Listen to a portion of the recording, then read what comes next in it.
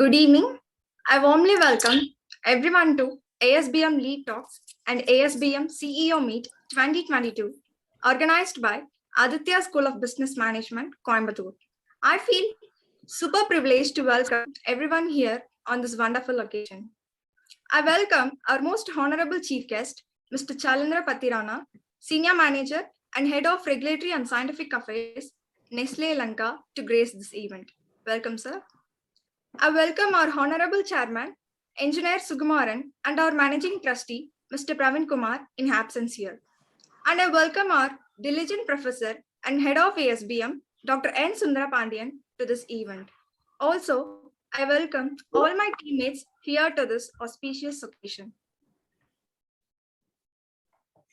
I'm profoundly delighted to take an opportunity to introduce our chief guest, Mr. Chalindra Patirana. He is the Senior Manager and Head of Regulatory and Scientific Affairs, Nestle Lanka. He is an eminent personality who worked deliberately towards the success of Nestle Lanka. He did his school in Royal College, Colombo. Mr. Chalindra completed his Bachelor's in Food Science and Technology in Wayamba University, Sri Lanka. He also done another Bachelor degree of Computing and Information Technology in London Metropolitan University. He has done his Master's in Food Science and Nutrition in the University of Peradeniya. Also, he completed MBA in Cardiff Metropolitan University, UK. He gained an experience of whole 13 years in Nestle, where he started his career as a quality assurance analyst, and with his hard work and knowledge, he had been promoted as executive in 2009 and then to manager of regulatory and scientific affairs in 2018. Currently, he is the head of regulatory and scientific affairs of Nestle Lanka. He is known for wonderful administration in regulatory affairs and high achievements of Nestle Lanka.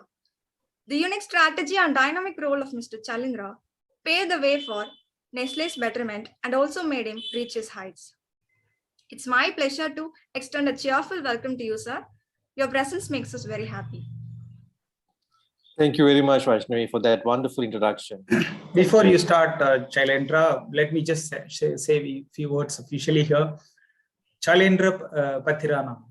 The name, when I hear, it gives some energy to us, maybe Nestle energy, I guess, right?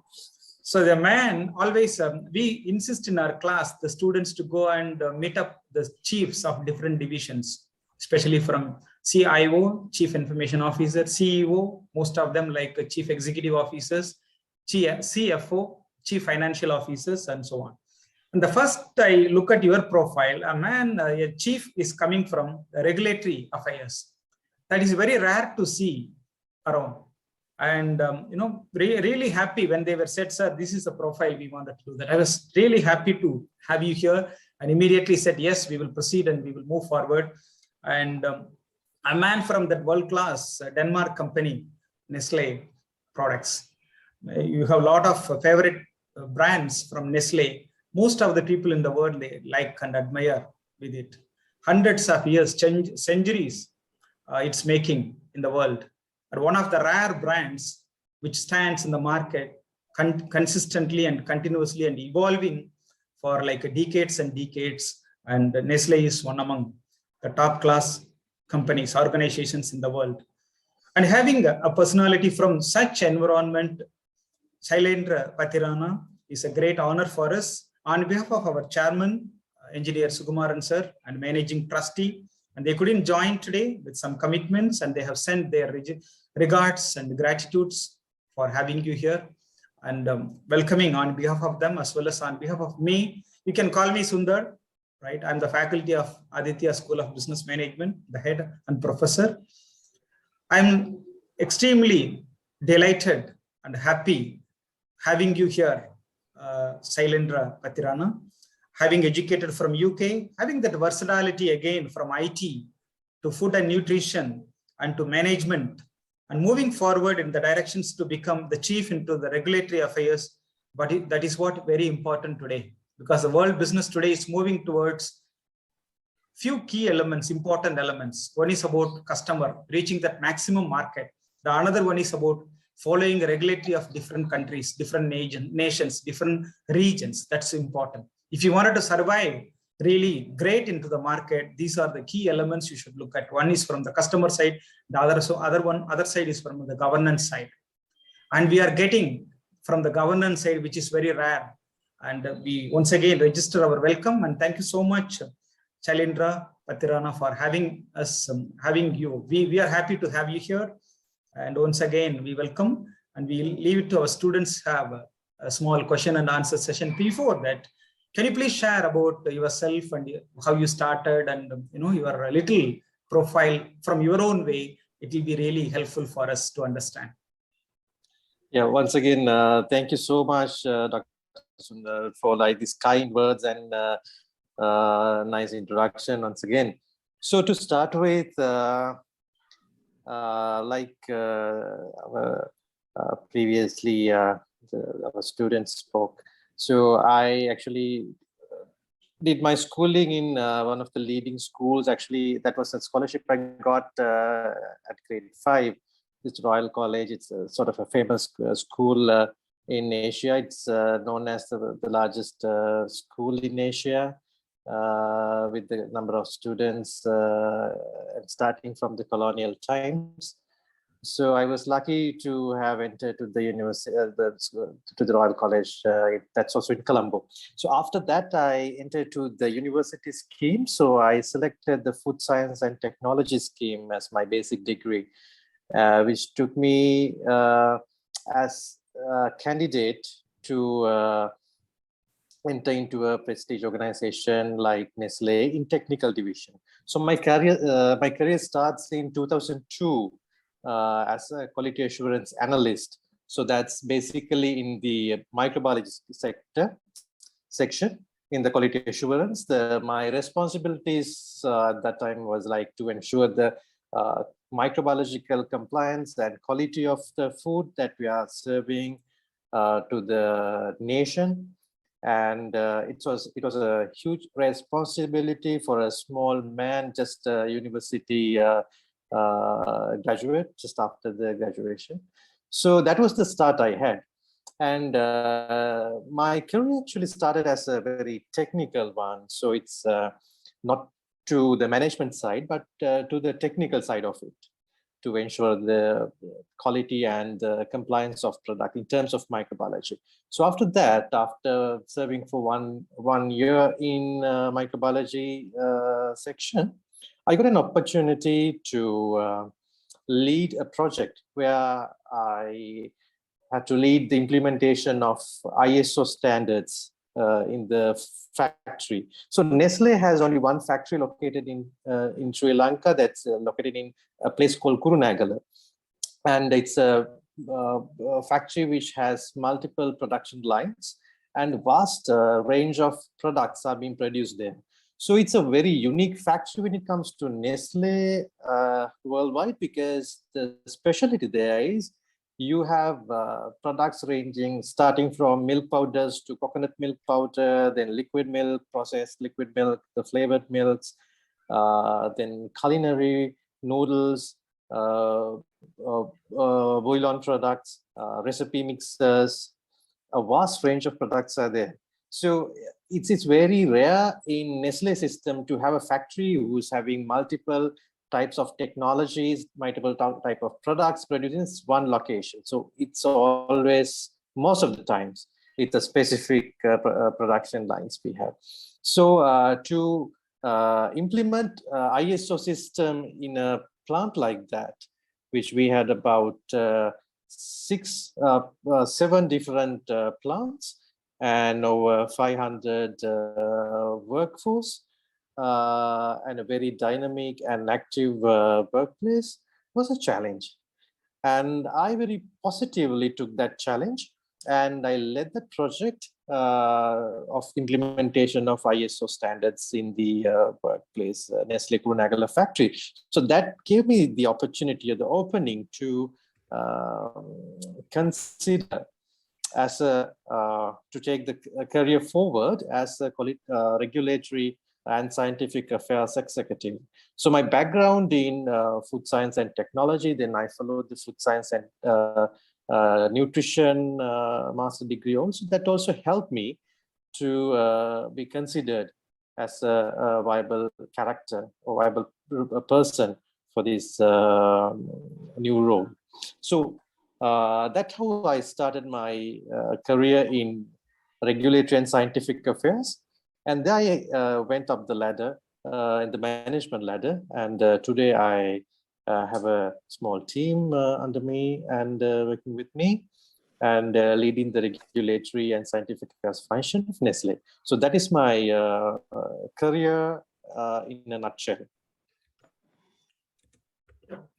That's really great to get full details about you and your background, Chalindra. So shall we go for the questions?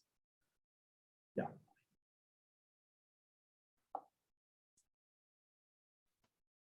Hello, sir. Nice Hello. meeting you, sir. Hello, Muthukumar. Nice meeting you too. Thank you, sir.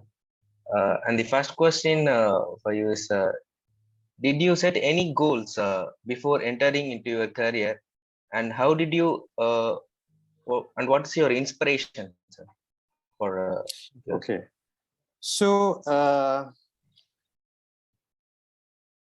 when I entered to the career, I didn't have a very specific goal, but all I wanted is to enter to the corporate sector, because there in front of me I had two options. I had been requested whether I'm interested to join the academic team in our university. Then back in my mind, I had this sort of a push or a dream to get into the corporate sector. And there I had to make this decision, and I figured my more likings are towards entering into the excel in the corporate sector. So after only entering into the corporate sector, because earlier the exposure I had to the corporate sector was very limited. So if I tell you that I had fixed goals before entering into the corporate sector, I would be lying. So actually I had a dream to enter the corporate sector. Once after entering into the corporate sector, I saw the environment, I saw the growth a person can have, the different pathways that a person can have in corporate sector. Then only I set my goals year after year, where I should be in another 2 years time, where I should be in another 5 years time, likewise. And at the same time, one good thing in the corporate sector, which I'm in today, is actually supporting us to all the employees in the organization to have their own goals in terms of professional. Well, my life goals, of course, I had some vision. Okay, this is the character I should be. This is the person I should be, and these are the things that inspire me, etc. But more importantly, the corporate, the career goals are actually set after seeing the path in front of me and seeing how the environment is behaving, and see how other people who were been there before me are growing up. And there's one actually person actually inspired me during my university time. That was one professor, lecturer who was doing physiology lectures to us, modules to us. So at a point he decided to leave the academic career and join the corporate sector, and his storytelling about corporate sector actually especially gave me some sort of light to go in that direction. So that is it. Thank you, sir. Whether sometimes have you felt sometimes whether I would have chosen academic side or else from corporate life? Have you ever thought like that? Yeah, well, I have not totally taken away from my academic stuff also, because I had like kept on learning. That's number one. And number two is I have like kept on contributing. So I conduct lectures to the in my same university. So sometimes I'm doing as a social service to the university. And so I'm I'm conducting a couple of modules as guest lecturing some other couple of universities in the country also.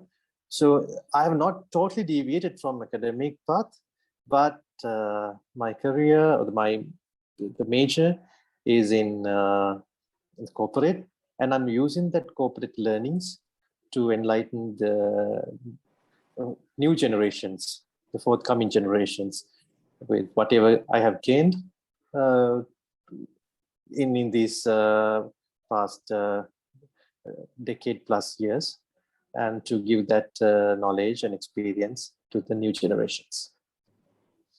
Thank you, sir. That was very great, sir. And now Vaishu will be continuing, sir. Hello, sir. It's a pleasure Hello, having you. Vaishu. It's a pleasure having you, sir. First of all, I thank you for accepting my invitation and attending our meeting, sir. My question is, as we know, we have been from quality assurance analyst to becoming the head of regulatory and scientific affairs. So can you please share us about your growth experience in Nestle? Yeah, Vaishnavi, like I mentioned you earlier. So I start from very basic non-management role. That is from being a quality assurance analyst who was assigned to the microbiological section. And then I went, after 1 year's time, I moved into this ISO certification implementation. Now, at that time, actually, Nestle had our own in-house quality assurance and quality controlling system, which was known as Nestle Internal Quality Control. But then we realized to go ahead with the competition, to go ahead with the rest of the market, we need to have something common, common considered as a common language that could be understood by our consumers, our partners, and the competitors. So then we decided, keeping our internal good quality standards, to go with ISO standards, which is known to everyone.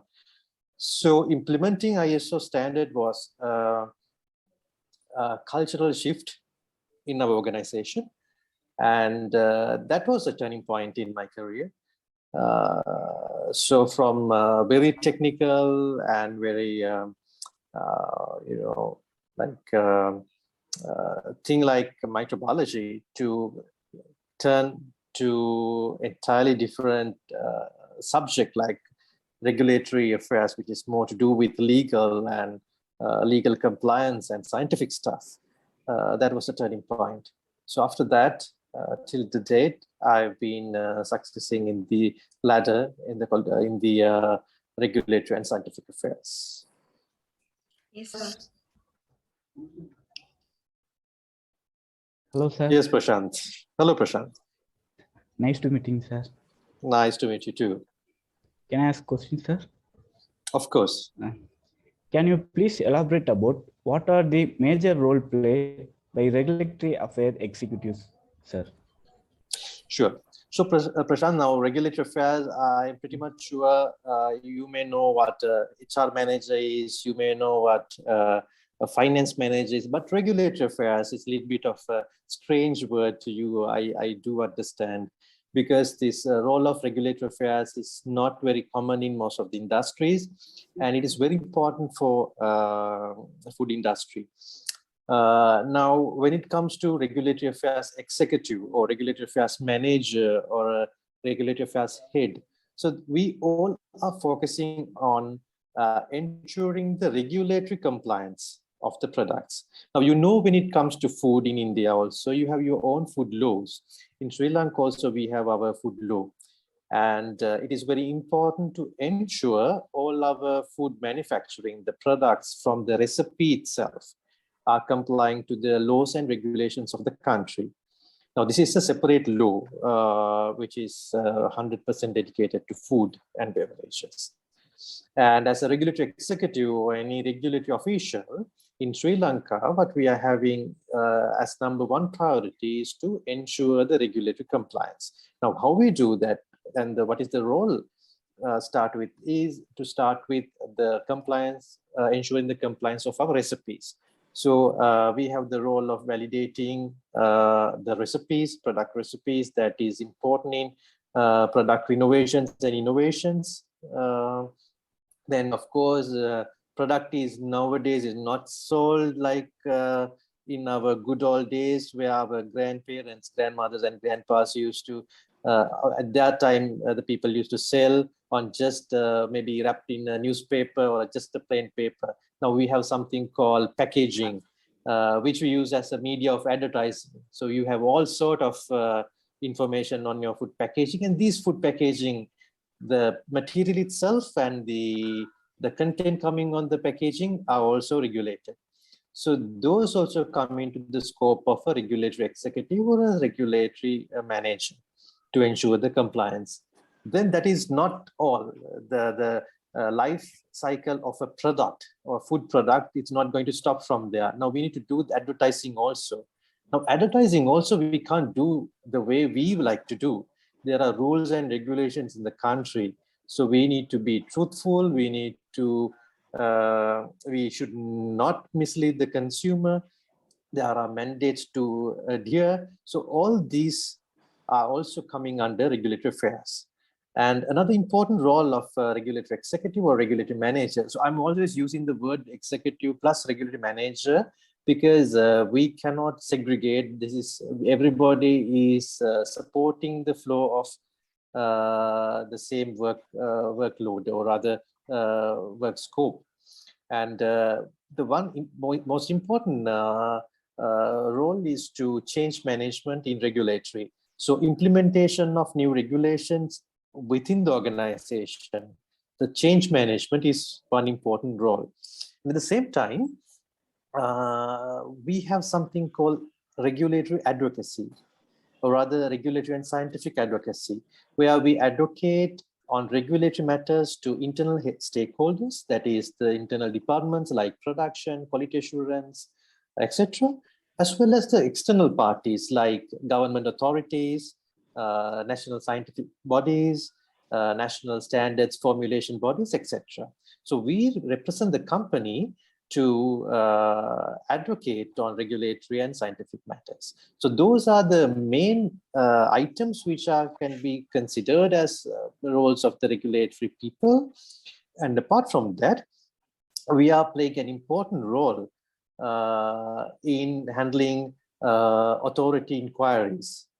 So we are the regulatory and scientific counsel to the legal department and even financial department of the company when it comes to regulatory related matters arising from multiple government authorities, departments, etc. So that is actually only a drop of the responsibilities I shared with you. There are many more.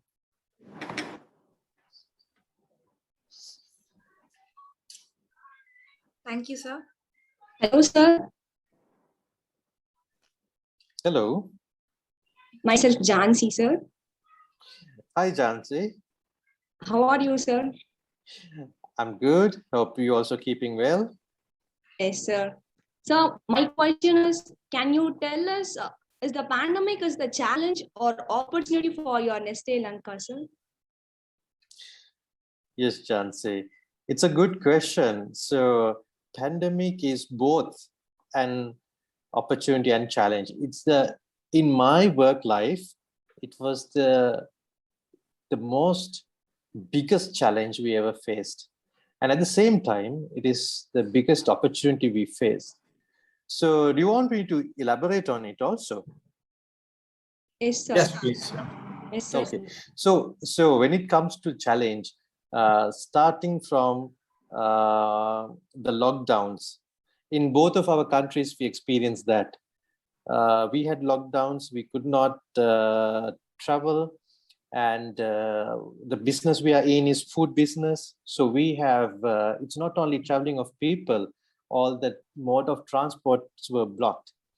And transporting of raw materials, packaging materials, transporting of our employees to the workplaces was a challenge. And after that, after manufacturing, transporting that goods back to the stores was a challenge. And in stores, people were not going to the stores to buy goods. So if the offtake, or if people are not taking from the shelves, then producing more products won't help us as a business. So it was a big challenge to find the correct route from raw materials to the processing plant, and from processing plant to finished goods to the market. And so with a lot of precautions and safety measures taken, we managed to overcome this. And finding, sourcing the raw materials was also a problem. And some of the raw materials were imported actually. And we had shipment delays, and even the authorities where they had to release these materials, accept these materials and release to the country, they also were like locked down and they were not working, and offices were closed. And so this was a huge mess. So what we did was we actually pre-planned and in our production plans and the supply chains everywhere, we properly planned it from A to Z. So we kept sufficient margins for delays and all. And with the relationships we had, the sound relationships we had with authorities, we were able to like overcome these barriers in like getting things released and all. So to support them in expediting their releases and getting our materials on time to the production. And at the same time, we wanted to like keep the demand also at the appropriate level. And we should not forget that people were having a financial crisis also, and the raw material prices were going up, and we had to think of rethink of our production costs and all. And we cannot overload the consumer for all the costs that we incur. And sometimes we had to come to a middle point where sometimes we had to lower our profits and think of the consumer. And the opportunities, what I see here is that we took this very positively. So even in the history, many catastrophes have happened. So we faced tsunamis, we faced internal wars, conflicts, and before that, we faced 2 world wars, but still people survived. So it's a matter of adapting to the new environment, new situation. So we cannot change nature. Only thing what we can do is we can adapt. So the person or the organization who first adapts survives. So that is the motivation we had. So before the COVID, the e-commerce was not the thing in Sri Lanka. So people used to go to supermarkets rather than ordering online. But with COVID, people did not have a choice. The e-commerce took wings, and we adapted to that. And then we never had a home delivery sort of a mechanism.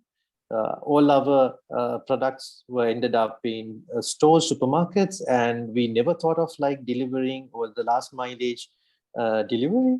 But here, when people are unable to come to stores to pick our products, so we had to think of different alternatives, how our products are going to the houses where people cannot come out. So we actually thought of new mechanisms and ways and means of delivering our goods to doorsteps. So that's how we survived and saw opportunities in here. And at the same time, there's a huge demand for the buzzword immunity. So people were looking for immunity everywhere. They were looking for immunity in the food they eat. They were looking for immunity in the beverages they drink.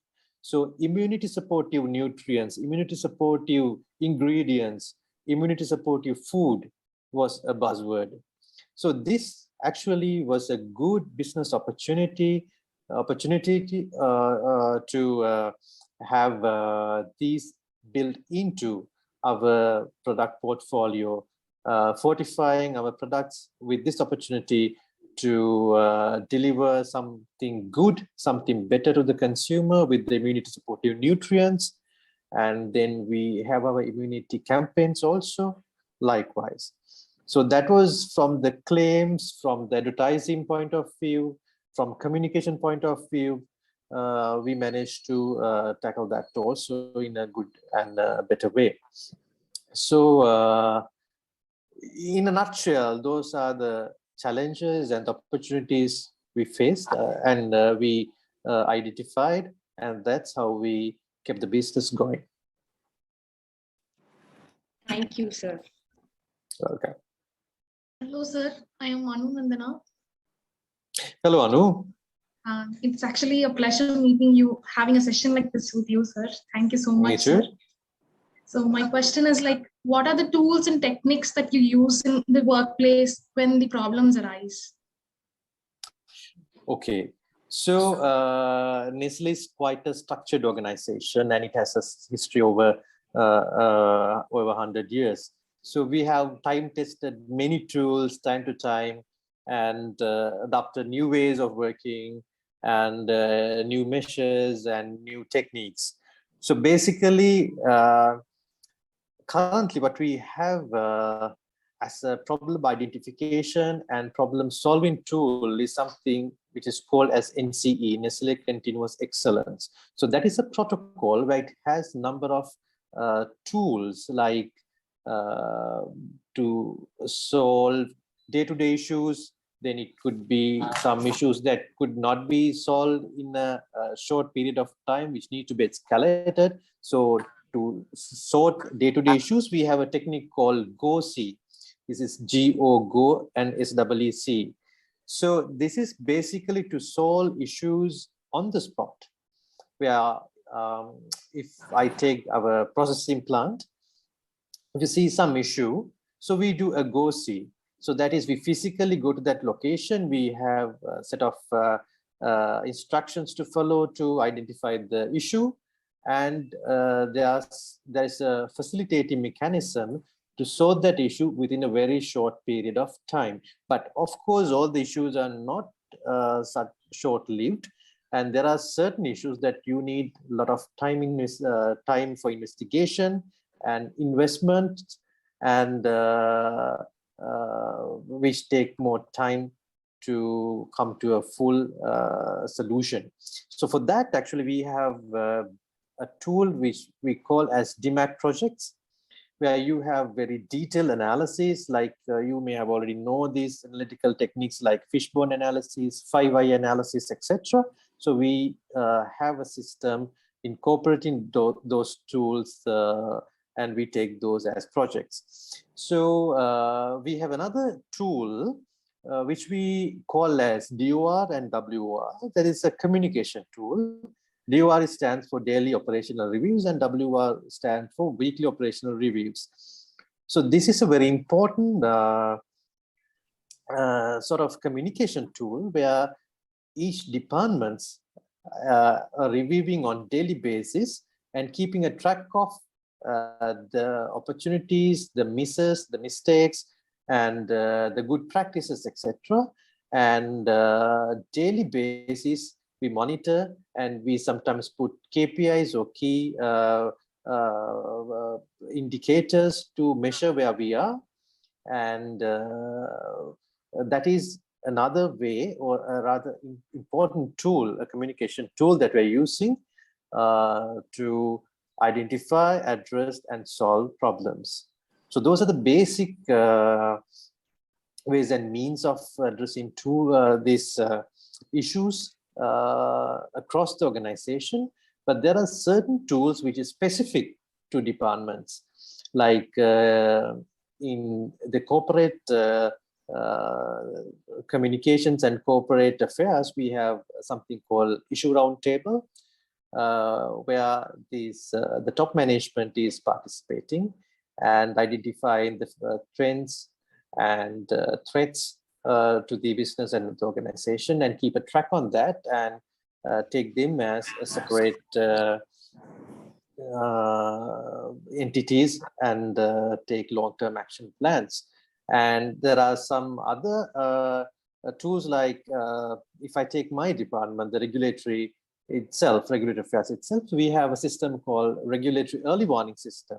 So that is another specific system to the department, regulatory department, where we identify the regulatory concerns, upcoming regulatory concerns in the country, in the region, in the world, and taking precautions and alerting the organization and getting ready the organization to face the upcoming challenges. So what I wanted to tell you is, when we take the organization, there are common tools of problem identification and analysis and suggesting solutions. There are some blanket solutions which are common to all departments.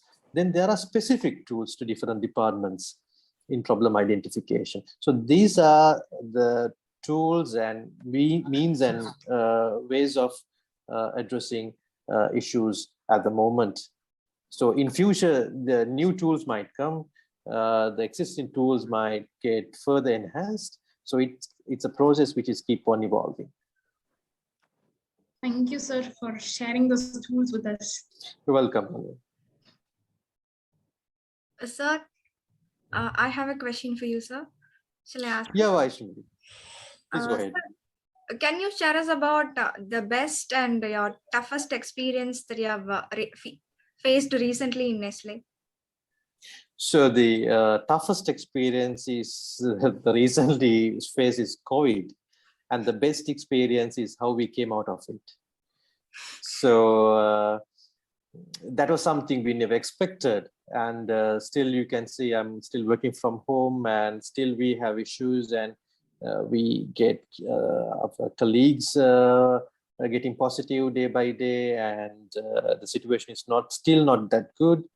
And the casualties level have gone down, but in the country, but still the spread is happening. And the best part is the way how we came out of it. Like I said, now when it comes to workforce, I forgot to mention that in Sri Lanka, we have a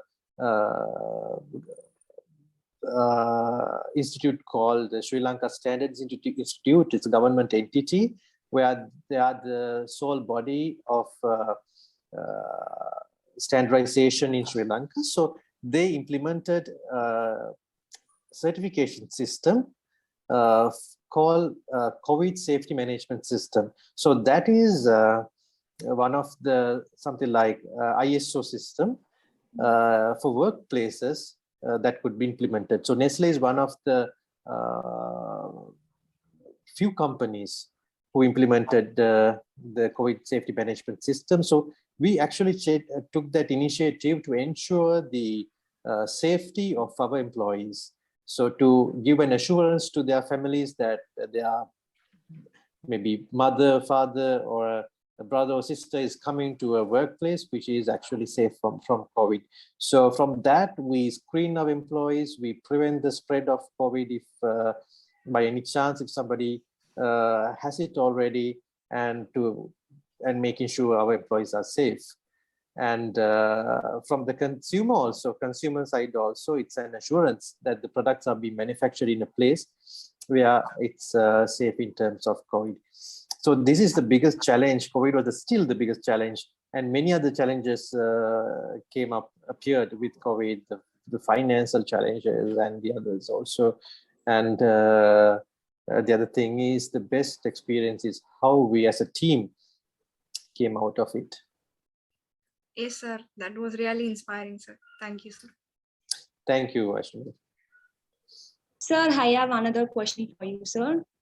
We all know that Nestle have crossed 100 years in the world, sir, continuously innovating in the market. How are you making it possible for bringing this consistent innovation, sir? So it is basically to have the right talent and right technology. In two words, I can explain. It's to have the right talent and the right technology.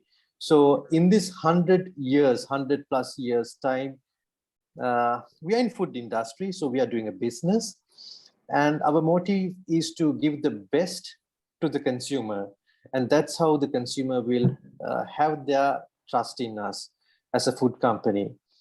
And for that, we need to grow with the technology. So we need to grow with the science. So that is our secret. So Nestle is the food manufacturer who's having the biggest research and network facilities across the world. So we have over 12 research centers spread across the world, small and mega scale ones. And the other thing is to give the right position to the right talent. So that is very important. So this talent is actually not, people are not born with talent. Actually, the company itself grooming people and grooming talent in people. So that is very important as a company for us to grow. And with that combination, we have come so far. Nice, sir. Thank you, sir. Welcome, Chansi. Sir, next question, sir.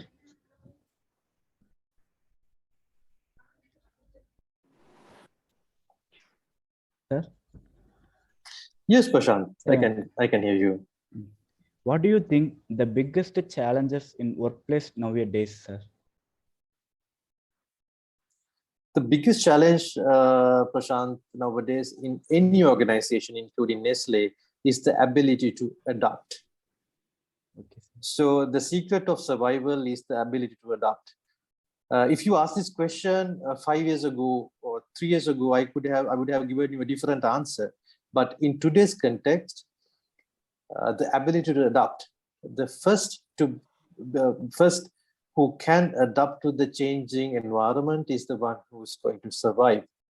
So even before thinking of the growth of the organization, even before thinking of getting more profit out of the business that you do, you need to survive. So I would repeat once again, it's the ability to adapt is the biggest challenge that everybody has.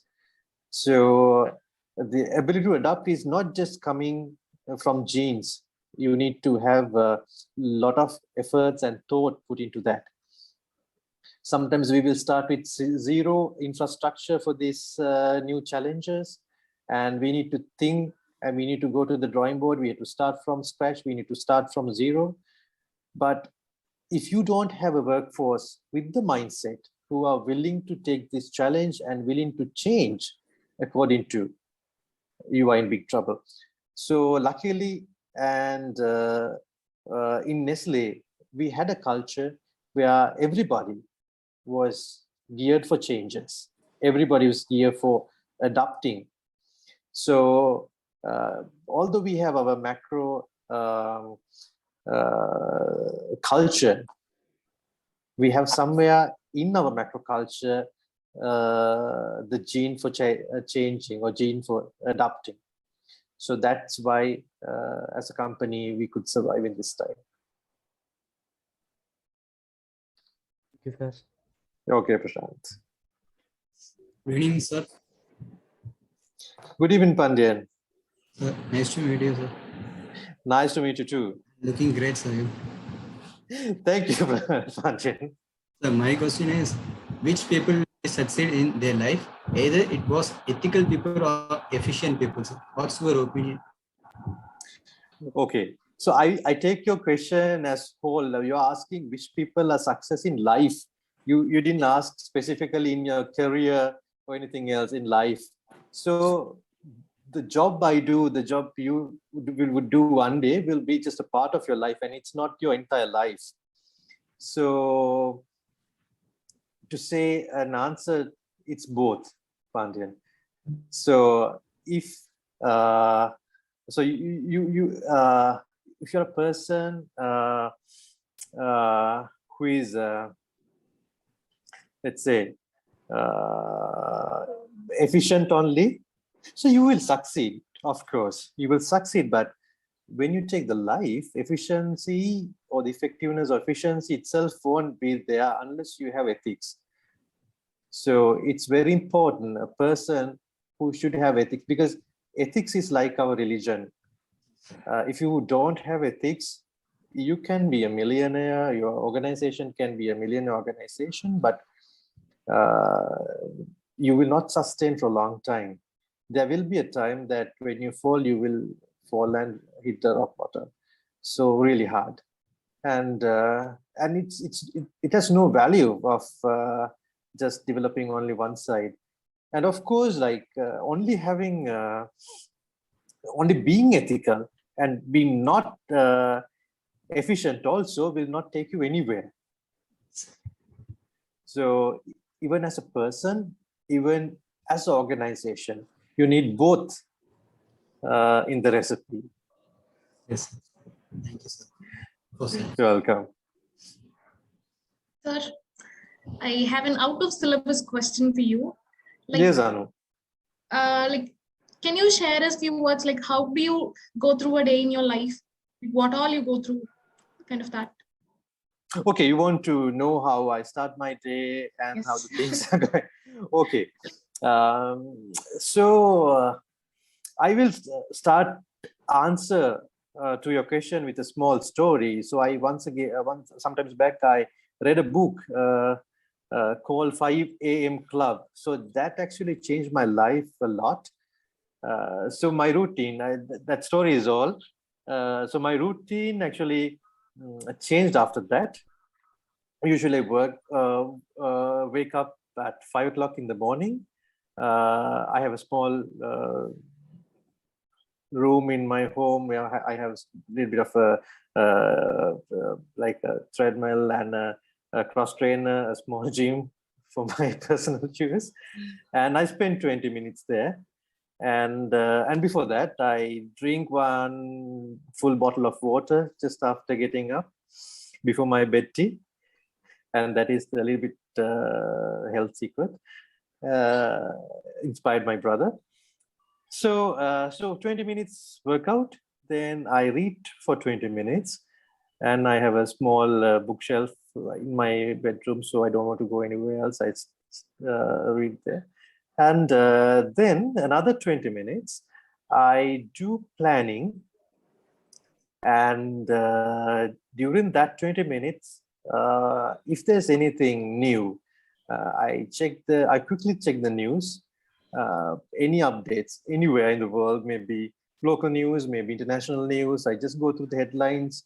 Now, when you guys, you can try that. It's really important to be updated, especially when I'm playing a role in regulatory and scientific affairs. I really need to be updated on the political matters, on scientific matters, what is happening around the world, what are the trends, etc. So it's very important for me to get myself updated early in the morning and to energize myself. And this may not be a routine, but maybe any other day, every alternative days, I try to meditate a bit in the morning for like 15 minutes or 20 minutes. Or that's how I start my day. And after that, now these days I'm actually working from home, so my travel time is cut. So I have a little bit of leisure in the morning, so I can even enjoy reading further or watching a movie, perhaps if I have time, and prepare the breakfast by myself most of the times. And then, of course, my work routine starts at 9 o'clock. So like I mentioned, we have this DOR, the Daily Operation Review. So I have my team with me reviewing, and we are connecting online. And that's again a half an hour meeting. So after that, actually, I have a habit of like not checking the emails all the time. So I am connected online all the time, but I do not prefer to check my emails every other minute. So I have a practice of checking my emails like twice a day. So I have 30-minute slots, 30-minute slots. So that actually helped me to keep my concentration on the work I do rather than distracting every time. So then the working time, actually, it depends on this routine, and I actually cannot fix a very rigid structure for my work day. It all depends. And so in the evening, if I get a chance, I chat with friends and do all social stuff. And at the night, mostly I relax.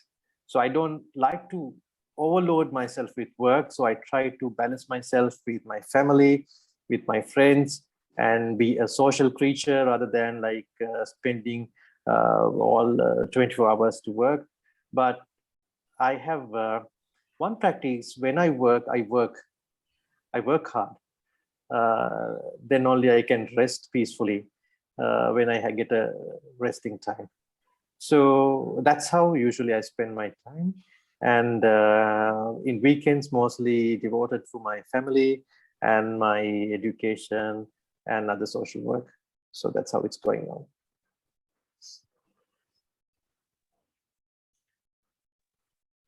So coming back to the syllabus, as she said she was out of the syllabus. And yes, the next question is, how do you ensure the customers' needs and wants is getting satisfied? Okay, so coming back to the professional dealings now. When we talk about customers, when I talk about customers, I have two types of customers: internal customers and external customers. So internal customers are the ones, the other stakeholders of the other departments. So I'm co-working with my R&D team, application group, the production departments, the finance department, then the shipping desk, and HR, likewise, all these departments of the organization, internal stakeholders. So those are actually a set of customers too. The other customers are the customers, the ones who are actually purchasing our goods. So internally or externally, the most important thing that is the engagement. So we need to, or rather, as a person or as a department, we engage with customers in routine basis. And it is very important to take their feedbacks and to do follow-up. So engagement, feedback, and follow-up are the essential ingredients of maintaining the customer satisfaction. So you can adjust your service, you can adjust your products based on the feedback that you are getting. And it is very important that you do not stop from just getting the feedback and delivering your service or goods. Of course, you need to do a follow-up. Otherwise, you never know, the next time your customer might not come back to you, but you, even without knowing, you may have lost your customer. So that is the three key words which maintain the customer satisfaction towards our products and services. Thank you, sir. I have another question for you, sir. Yes, Jansi. To hold a C-suite position in a world-class retail like Nestle Lanka, what are the main qualities one should acquire to attain that position? Okay, so there are 4 qualities if I put everything into a nutshell. Number 1 is patience. Number 2 is honesty. Number 3 is commitment. And number 4 is agility. So you need to be patient. Nestle is a company, a rare opportunity. There are few companies like that. People who work there really take it as a privilege of working to companies like that. So to grow up, to grow in the ladder, the corporate ladder, you really need to be patient. So things will not happen overnight. So you need to grow slow, but you need to grow steady. Slow and steady is okay. If you grow fast, that's also good. But if you are not steady, then no point of growing fast. So slow and steady is okay. So you need to have patience. So now this is not a bed of roses all the time. So there are many challenges, many disappointments. It's not always about winning It's not always about happiness in the workplace. There are many stories that instances that things will pull from your leg, and you have to be very patient, and you need to grow at the same time. And the second thing is honesty. So it's very important when it comes to a corporate citizen or a corporate person or a employee. Honesty, all the other qualities, good qualities are coming, punctuality, then everything is coming under honesty. So you need to be honest to yourself. So you automatically be honest to the organization that you're working. So you will have no debts to the organization, and you are earning fairly. And then, of course, from the when the right time comes, the correct appreciation will be there, the correct recognition will be there, and you may even not know that you have grown so big in the organization. So nothing can be done. Any of these things cannot be done without the commitment. So as a person, you need to be committed to what you do. So it's a very important ingredient. And the fourth one is agility. And it's the fourth link, which is binding all the first three things together and helping you to progress in an organization like this. So there may be many, many more versions if you ask different people. So this is my version. Thank you, sir. Sir, can you? Yes, Vaishnavi. Sir, can you suggest some of the good books that will help us change our routine, sir? As you said, you have been inspired a lot from the book 5 a.m. Club. Can you suggest some of the books that we can enrich ourselves, sir? So if I name a couple of books, so I will be being very unfair to you all, because every book is important. So my advice is, even a piece of paper that come across you, please read it, because there's a purpose. Somebody would put that thing on black and white and take an effort to print. So you can actually, it depends on person's choices. So, and it depends on people's styles also. So there are books very technically written in the technical language, which will suit people. So there are books which are technical books, but yet written in a very, aesthetic language, very flowery language, which people find more attractive and more useful. So for me, actually, I'm a fan of novels. I'm a fan of other technical books also, because technical, of course, I need to read for my own growth, and more than liking them, it's a necessity for me to read. And for you, of course, whatever the book come across you, please read. And let me give a very quick tip now. Even if I tell you read every book come across your way, you will find it's very confusing, and you will not find time to read everything. But first, you should know how to select a good book. But that, of course, you can do is just kind of a technique that you read the book, not the entire book. You can go through the content of the book, and you can read few pages here and there. And of course, now the technology is advanced, and there are many reviews. Even if you get a title, you come across a title of a book, you can, while in the store, the bookstore, while in the library, if you are allowed to use your mobile phone, you can see the reviews that people have made on the book.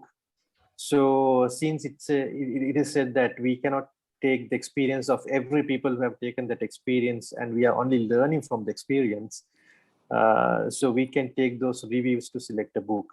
So rather than I'm giving you a list of books to read, this is a good book, this is not a good book, I'm not doing that injustice to you. I'm just telling, be open and select your own the interest, the book that you interest most to you. So go by this these comments which other readers have done and reviews, and just read a few pages here and there and see whether it's really helping you, really make you read, then select that book and read. And even reading, of course, you don't have to like stick to one method of reading. So there are many apps that you can even subscribe for a very little amount of money, and there are free without any subscriptions. There are free services also where you can read many books. So it's not only these hard copies, even you can read on the go. And sometimes back, I used to travel, just as another small story, I used to travel like 1.5 hours up and 1.5 hours down, and like three hours every day to the factory when I was like attached to the factory, not in the Colombo head office. So this 3 hours, morning and evening, what I used to do is I used to listen to these audiobooks, right? So now even in more than our age, our era, now you have more modern and more advanced ways of listening and reading the books. So I think take all the opportunities. And I know that you are into the social media, this Netflix, then this Facebook, YouTube, and I don't know, TikTok, whether it's allowed or banned in India. So there are many, it's banned in India. So there are many opportunities that they are to consume our time. So that's okay. We need to have some sort of relaxation. We need to have an entertainment to our life, but don't be a slave to that. So use your time very wisely. Even your travel time, if you are lazy to read using your eyes, you can read using your ears, audiobooks. Yes. So it's all up to you. The opportunities are there. I mean, not like good old days. The accessibility is there. You can even use these websites like Amazon. Then you don't have to buy the original book. You can even purchase the used books. I mean, they are in really good quality and very low price, low cost, and you can get it courier to your doorstep. So why don't you try those also? It's not like good old days. Now we have a lot of opportunities for this generation. Yes, sir. Yes, Hope I have been fair in answering that question. Yes, sir. Okay, Vaishnavi. Okay. Sir, I have another question for you, sir. The new changing business models are required to keep dynamic organization structure and the leadership maintenance. Could you please elaborate about the hierarchy of the companies in the workplace? Because it has been changing over years, right, sir? Even the group also changed. Yes. Okay, Nestle, when we take Nestle, it's an organization, we have a very flat structure. So now both of our countries have a similar culture when it comes to these especially these government organizations where you see a very big hierarchy. But when it's come to companies like Nestle, you have a very flat structure. So we respect each other, but we don't see a big difference or big gap between different layers. So to be very honest with you, everybody works in my team. We are like a family. So we don't have a hierarchy at all. So I'm a person who's not believing that much in maintaining a distance. I'm not a person who's believing that much in maintaining a hierarchy. So this hierarchy sometimes is important when you need to push down some authority to the different layers, but there are other ways of managing it also. So in very simple language, if I say, if you can get something done with a very delicate way, so you don't need to waste or burn a lot of energy, there. So if you take the Nestle culture also, we have a very flat hierarchy. It's flat culture. So, and this has been there for a very long time. And I think it works for us so far. So that may be the reason why we have stuck to this way of working without a change, because it's delivering good results. Yes, sir. Thank you, sir.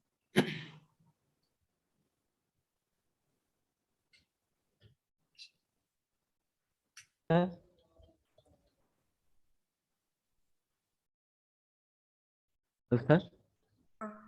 Yeah, Prashant. One question, sir. How do you keep branding Nestle on top in Sri Lanka over your competitors, sir? Okay, so we have number of local brands as well as many multinational, many international brands like Nescafe, Milo. So Nestle Malt, you may have heard, is a local brand. So Maggi is a global brand. Then we have Kit Kat, and likewise, and Nespray. So in India also we have Nespray every day. So these actually brands which have evolved for many years, a decade, sometimes centuries old. Now we do number of things to maintain and lead the market or lead the competition in our branding. So that is number one, is to deliver the best quality products. So food safety and quality is number one priority. And everything we do, we take the consumer as the center. So we are consumer-centric organization. And we are not pushing down anything we want for to the consumer. We are delivering what consumer wants from us. And we keep on renovating. We keep on innovating in terms of our products, our packaging, our claims, and everything, every aspect. We keep on renovating and innovating. And we always benchmark ourselves with the competition. So even when we are developing a product, we benchmark with the competition, and we are very vigilant about what is happening in the environment, in the competition. So Nestle never have some sort of like aggressive way of marketing. So we have a very steady way of marketing, and we are giving a priority, the number one priority, to the compliance. That includes the compliance where I'm looking after also the regulatory compliance and legal compliance.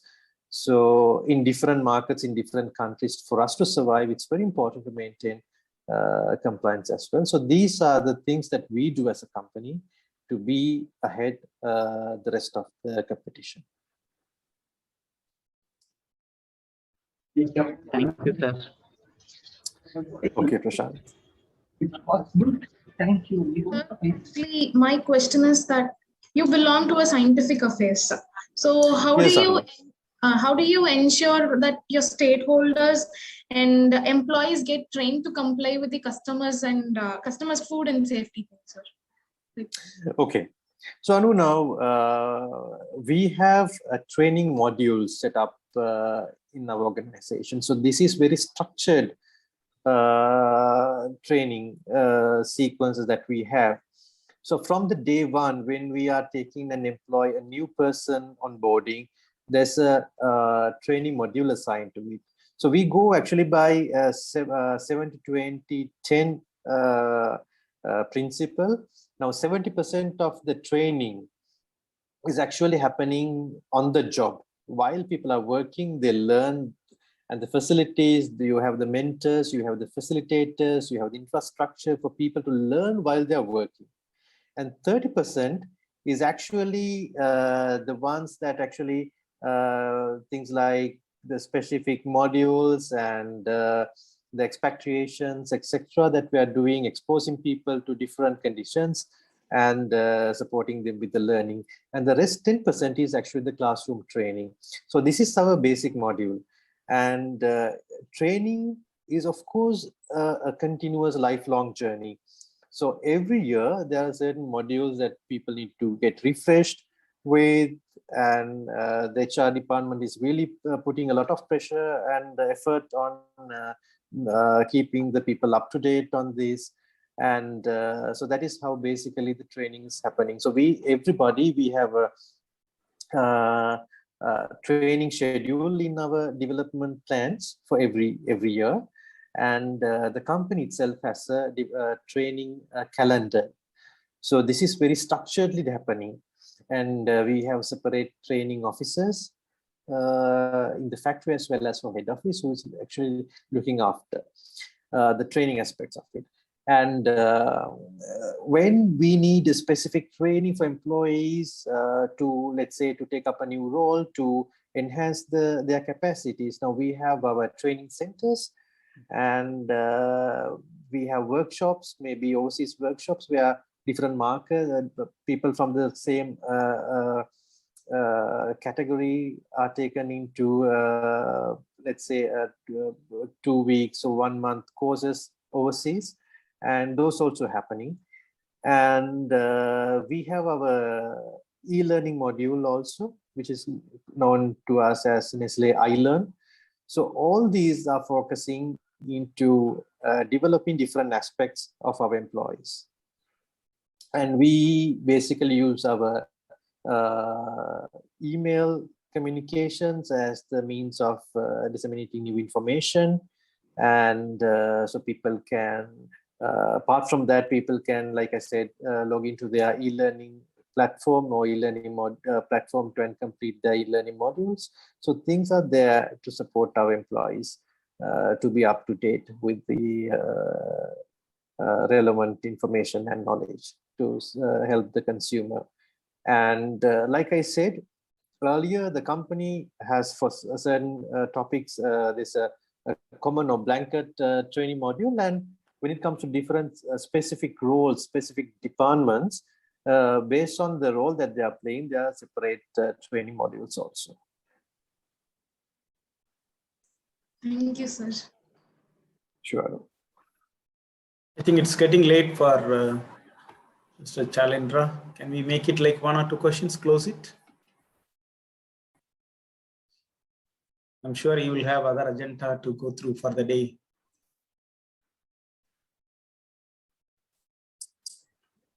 Can we have 1 more question, or it's finished? Can we close it? Yes, sir, we can finish it up, sir. Yeah.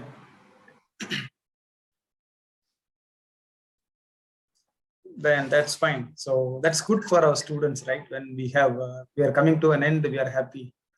Is that so? But no, actually no. We're supposed to have this like for half an hour, 45 minutes, and it was very interesting. And the students were posting a lot of questions to get to know and explore the experience from the chief guest of the day today, Chalindra. So I think here I could see. Are you there, Chalindra? Yes, I'm here. Yeah.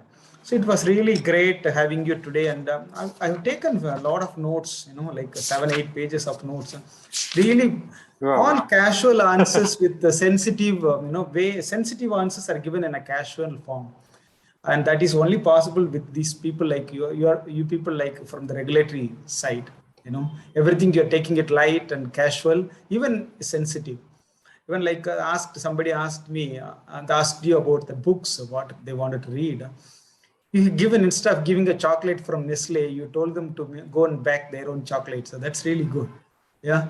So I like to do that. Whenever we read books, we tell in the class something about the story or some review. Those who are interested can go and take it. It's not mandatory for them to go and read, because our taste and their taste, different people, have different tastes. That's really good tips for them to go and read their books, and taking up the energy, all the energy for their developments in this age, putting forward all their priorities for learning and development. That was another area you have really, really highlighted with that word, one word called adaptability. I've heard from many people, the top class people sharing about, of course, it varies different times, different criteria and challenges, but now it's adaptability. Wherever you go, I tell my students, so you have to give time for yourself to adjust. You have to give space to yourself, because 20 over years or something you were into comfort zone, looking after your parents are looking after you, and the teachers were looking after you. Now you are going to look after yourself and a role in the company. It's totally different. Going out from the comfort zone to the discomfort zone, and making your own step, your own way of moving forward. So that requires a lot of time for us to adjust and adapt. So we have to give time to ourselves in first place. That's very, very important. So we don't make drastic changes like immediately, oh, I don't like this job. I don't like the way they do it, because we are in different scenario, not like in classrooms, all the faculty you have seen for years and decades.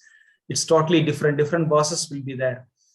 Different managers will be there. Maybe sometimes, they may not be qualified as like you. And they may have that competency and ability, which you may feel, could be better. But anyway, that is not your role to go and judge somebody. Your role is to adapt yourself, do your own role. That is what important. That is very clearly explained by you. And the tools, various tools, I even like the way you do that. Like I could see that, IAS, right? Identify, and you mentioned it, something like identify, and it was mentioned. Do you remember that, guys? IAS. Identify, address, and solve it. That's really great. Yeah, that IAS, we call it, IAS tool. Identify, address, and solve. Great. And DOR and WOR. Daily and weekly operations, operational reviews. That is another clear kind of tool. You told about the study. Being steady is your competitive advantage. Consistency is your competitive advantage. That is what the 100 over years you could be in the market on top over your competitors. Go see is another kind of tool. Very, very, very much impressed with all these things. Solve in shorter time. Turnaround time should be shorter to solve your problems. The process of detailed analysis process, you call it DMART process. Many, many tools you have seen. And that other standardization institute of Sri Lanka has helped you during COVID. That was another good information for us to know what's happening around our neighbors. Not like leaving everything to the individuals to do it. And you have a country, you have a nation who comes with that regulatory affairs. That's really good to learn from you. And rewarding, observing, those things. And quality of a good leader of today, in your words, your own principles, being patient. That's really good. Tolerance. That's what so much we have to get for the youngsters today, the youth, which you brought in really clearly. Tolerance, tolerating of the environment, tolerating of team, tolerating of the problems. That is really, really tough today. I could see that should be learned individual. That is actually an attitude which we have to develop. I could see. And honesty, another important element. Actually, I was thinking that when the question was asked whether you like efficiency or honesty or ethics, I know it's going to be both, but I want them to test that with you and learn from you also. Because being honest, being ethical is the important element. Are you moral? That's where you can win your trust from people. Efficiency can be only attained through bringing trust among people. Being fair to everybody, being honest with everyone. So that is the core element which you should have a base. Then move forward on efficiency. Without ability, nothing works. You have to have right attitude and right ability, competency. Both together, the winning comes. And which you made it with that 4 statements. I would say actually commitment that comes from your efficiency, agility, also another element you stated. All these are the great lessons, Mr. Chalindra. I wanted to stop actually within 1 hour, but it was very interesting. We wanted to continue and we wanted to get more insights. We would like to share this with all other group of students to learn from this session as well. We are so nearby, but we couldn't meet and we couldn't get in touch with each other. But this platform has done wonderful connection today with all of us. And we will keep in touch. I think you are there in a lot of medias, work together.